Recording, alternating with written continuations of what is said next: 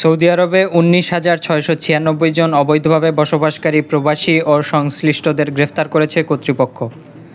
আবাসন, শ্রম ও সীমান্ত সুরক্ষা আইন লঙ্ঘনের দায়ে গত এক সপ্তাহের অভিযানে তাদের গ্রেফতার করা হয়। শনিবার ২৩ নভেম্বর সৌদি প্রেস এজেন্সি এই খবর জানিয়েছে। প্রতিবেদনে বলা হয়েছে, ১৪ নভেম্বর থেকে ২০ নভেম্বরের মধ্যে তাদের গ্রেফতার করা হয়েছে। সরকারি প্রতিবেদনে বলা হয়েছে, আবাসিক আইন লঙ্ঘনের দায়ে মোট ১১,৩৩৬, অবৈধভাবে সীমান্ত পারাপারের চেষ্টার দায়ে ৫,১৭৬ এবং শ্রম আইনের অধীনে আরও ৩,১৮৪ জনকে গ্রেফতার করা হয়েছে। সৌদি আরবে অবৈধভাবে প্রবেশের চেষ্টার দায়ে গ্রেফতার করা হয়েছে ১,৫৪৭ জন।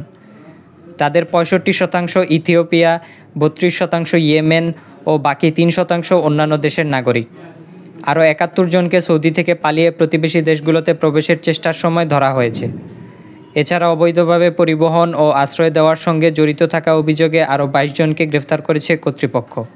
মোট ২২,৬৫৪ জন প্রবাসী বর্তমানে বিচারের প্রক্রিয়াধীন রয়েছেন।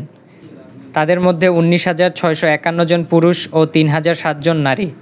সৌদি আরবের স্বরাষ্ট্র মন্ত্রণালয় জানিয়েছে, পরিবহন ও আশ্রয় প্রদানসহ অবৈধভাবে প্রবেশে সহায়তা করার দায়ে সর্বোচ্চ ১৫ বছরের কারাদণ্ড, ১০ লাখ সৌদি রিয়াল পর্যন্ত জরিমানার বিধান রয়েছে।